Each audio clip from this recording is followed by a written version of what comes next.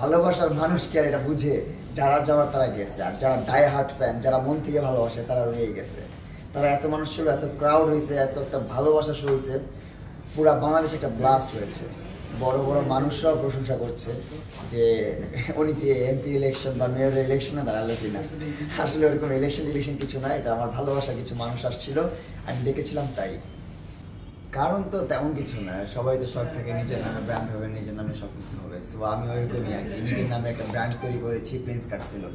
ইনশাআল্লাহ বাংলাদেশে একটা অন্যরকম আলোড়ন সৃষ্টি করবে আমার এই প্রিন্স কাট সেলুন। অসুখ কিছু না, আমার বললাম না, সবারই ইচ্ছা থাকে নিজের নামে সব কিছু হোক, নিজের নামে এটাও সেটা একটা ব্র্যান্ড হোক, নিজের নামটা বড় হোক। তো আমার নামের সাথে আমি অ্যাড করে দিচ্ছি আমার ব্যবসা প্রতিষ্ঠানটা। আর সবাই যেহেতু প্রিন্স মামুনকে চিনে, বাংলাদেশের সংক্ষেপে চিনে নেবে প্রিন্স কাট সেলুন, মানে প্রিন্স মামুনের সেলুন। পরিচিতির জন্য এই নামটা দেওয়া আছে। ফ্যাক্ট হচ্ছে এত পরিমাণ মানুষ রাস্তায় চলে আসছে, এত পরিমাণ ভালোবাসার মানুষ বলবো, যারা আমাকে দেখতে চলে আসছে, আমার গ্র্যান্ড ওপেনিং দেখতে চলে আসছে। তো ওই টাইমটাতে যদি আমি আসতাম তাহলে আরও বেশি গ্যাদারিং হতো, রাস্তাঘাট বন্ধ থাকতো, আর আমজনতার অনেক বেশি ক্ষতি হয়ে যেত।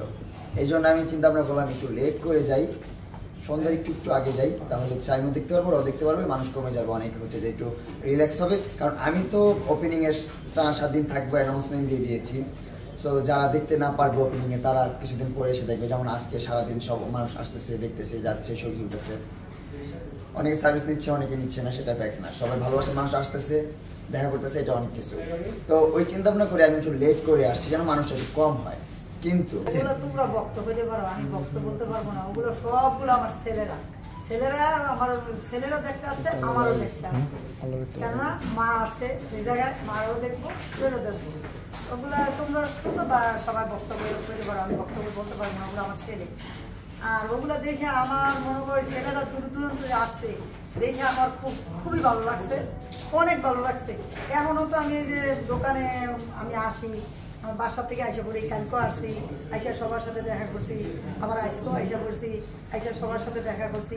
খুব ভালো লাগতেছে, অনেক ভালো লাগতেছে। অন্য মানুষের তো পৃথিবীতে অভাব নাই, সবারই আরো অনেক ভালোবাসা মানুষ থাকে, কিন্তু মার যে স্থানটা, সেই স্থানটা তো কেউ নিতে পারবে না। মা সবার প্রথম, মার পরে আরেকজন, মারাই কেউ নেই।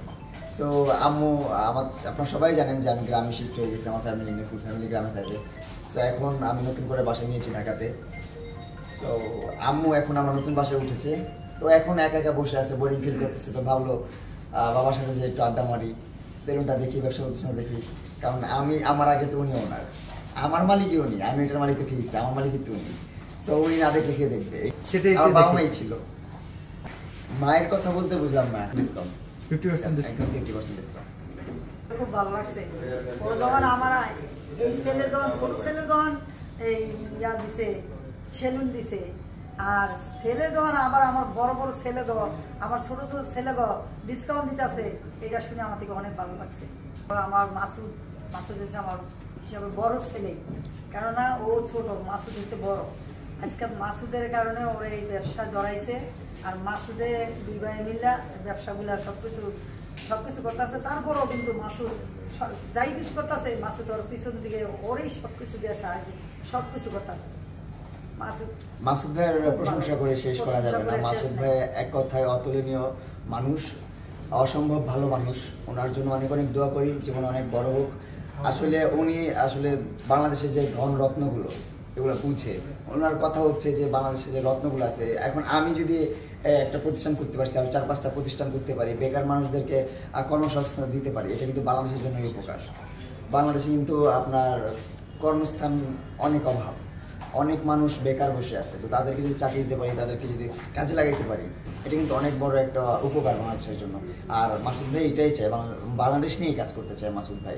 এমন আর শুধু আমাকে নিয়ে কাজ করতেছে উনি, ওনার আরও অনেক মানুষ আছে, পায়েল আপু আছে, তারপরে আমাদের আফ্রিদি আছে, তারপর হচ্ছে যে আপনার আরও অনেকই আছে, অনেকগুলো তো অনেক ব্রাঞ্চ ওনার। আমরা 3 দিনের সার্ভিস দেওয়া শুরু করেছি আজকে থেকে সার্ভিস দিচ্ছি। এর আগে সার্ভিস দেইনি আমরা, কারণ হচ্ছে একটু মেজর কাজ ছিল কিছু, ওই কাজগুলো কমপ্লিট করলাম। এখনও টুকটাক আমার সেলুনে অনেক কাজ বাকি আছে, এখনও 30% কাজ বাকি আছে। 30% মানে বুঝেন অনেক কাজ বাকি। এদিকে ডিজাইন, আরও অনেক ডিজাইন বাকি আছে। তারপর যতগুলো মিরর আছে সব মিরর চেঞ্জ হবে, তারপরে এখানে আরও মিরর আছে, এগুলো চেঞ্জ হবে। আমাদের যে মিস্ত্রিগুলো ছিল তারা হচ্ছে অসুস্থ হয়ে গেছে, অসুস্থ হওয়ার কারণে কাজটা পিছিয়ে গেছে। আমি চাই না যে আমার কমিটমেন্ট দিছি যে আমি 31 মেতে ওপেনিং করব, আমার ওপেনিংটা বন্ধ হোক। আমি যেটা ভাবছি সেটাই হয়েছে। মানুষ সেলুন দেখতে আসে না, মানুষ আমাকে দেখতে আসছে, আমাকে ভালোবেসে আসছে, এটাই অনেক কিছু।